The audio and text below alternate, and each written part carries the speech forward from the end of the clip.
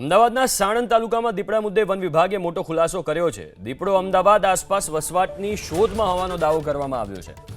મોટી દેવતી ગામમાં દીપડાના વધુ ફૂટમાર્ક મળ્યા। દીપડો સાણંદ આસપાસના વિસ્તારમાં હોવાની શક્યતા છે। ફરી દીપડાના ફૂટપ્રિન્ટ મળતા વન વિભાગના આરએફઓનું નિવેદન। આજે બીજી જગ્યા પર જોવા મળ્યા દીપડાના પગલા। ગઈકાલથી 500 મીટર દૂર પગલા જોવા મળ્યા છે। આરએફઓએ નિવેદન આપ્યું છે, સાથે કહ્યું કે દીપડાની ઉંમર અંદાજે 4 થી 5 વર્ષ હોવાની શક્યતા છે।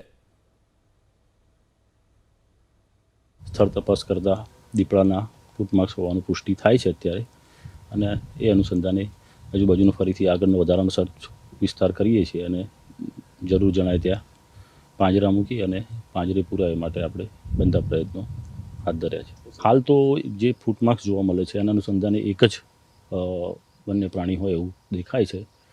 ઉંમર તો પ્રત્યક્ષ જોવા મળી નથી, પણ ફૂટમાર્ક્સના આધારે સરેરાશ 4 વર્ષની આસપાસ ઉંમર હોઈ શકે। વન્ય પ્રાણી છે તો એનું સેફ પેસેજ શોધતો હોય તો એ અનુસંધાન એના શિકાર પાણીની શોધમાં અને સેફલી રહી શકે એ પ્રમાણે વિચલન કરતો હોય છે જનરલી। વન વિભાગ ખાલી ફૂટપ્રિન્ટ આવે અને તપાસ કરે છે, પણ દીપડો તપાસ નથી કરતા કે હાલમાં ક્યાં છે, કઈ જગ્યાએ છે। એના ઉપર કોઈ એક્શન નથી લેતા। એક્શન ખાલી ફૂટપ્રિન્ટ માટે જ લે છે કે ભાઈ આ ફૂટપ્રિન્ટ આવે છે, અમારા ઉપરથી સાહેબ આવે છે, સાહેબ જોશે, કોઈ ભૂસવાના નહીં। પણ એ નથી જોતા કે અહીં દીપડો કયા સ્થાનમાં છે, કઈ જગ્યાએ છે। એના માટે આપણે અત્યારે કામગીરી કરીએ કે ડ્રોન કાલે પણ મેં કીધું હતું કે ડ્રોન વગેરે કંઈક લાવો અને જુઓ, અને રાત્રે એવું લાગે તો થોડાક માણસો મૂકો, કેમેરા થોડાક લાવો।